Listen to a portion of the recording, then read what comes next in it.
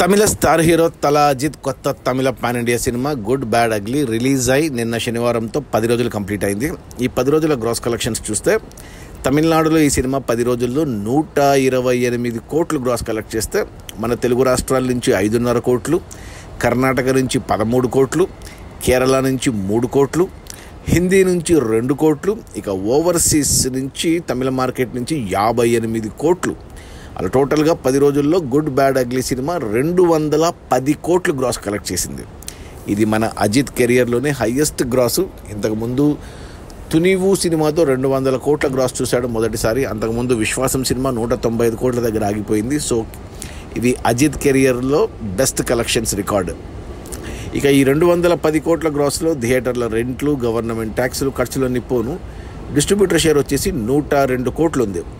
ఈ cinema budget 200 కోట్లు అయితే 114 కోట్లకి డిస్ట్రిబ్యూటర్లకు అమ్మారు. అందులో 102 కోట్లు వెనక్కి వచ్చేసే మొదటి 10 రోజుల్లో. మరో 12 కోట్లు వెనక్కి వస్తే సినిమా హిట్ అవుతుంది బాక్సాఫీస్ దగ్గర కమర్షియల్గా. 12 కోట్లు డిస్ట్రిబ్యూటర్ షేర్ రావాలి ఓవరాల్గా అంటే మరో 24 కోట్లు గ్రాస్ రావాలి. ఈరోజు ఆదివారం. ఇక ఈరోజు వచ్చే కలెక్షన్స్ నాకు తెలిసి ఒక 6 నుంచి 7 కోట్లు రావచ్చు. ఇక రేపటి నుంచి వర్కింగ్ డే. సినిమా స్లో అవుతుంది, బట్ ఓవరాల్గా టోటల్ రన్లో కంప్లీట్గా సినిమా బ్రేక్ ఈవెన్ అయి హిట్ అయితే అనిపించుకుంటుంది. అది మన తల అజిత్ కొత్త Tamil pan India cinema good bad ugly. Release అయిన మొదటి 10 రోజుల్లో 210 కోట్ల గ్రాసు. అందులో డిస్ట్రిబ్యూటర్ షేర్ వచ్చేసి 102 కోట్లు. సినిమా బడ్జెట్ 200 కోట్లు అయితే 114 కోట్లకు డిస్ట్రిబ్యూటర్లకు అమ్మారు. అందులో 102 కోట్లు వెనక్కి వచ్చేసే 10 రోజుల్లో మరో 12 కోట్లు షేర్ రావాలి సినిమా హిట్ అవ్వడానికి. అంటే 24 కోట్లు గ్రాస్ రావాలి.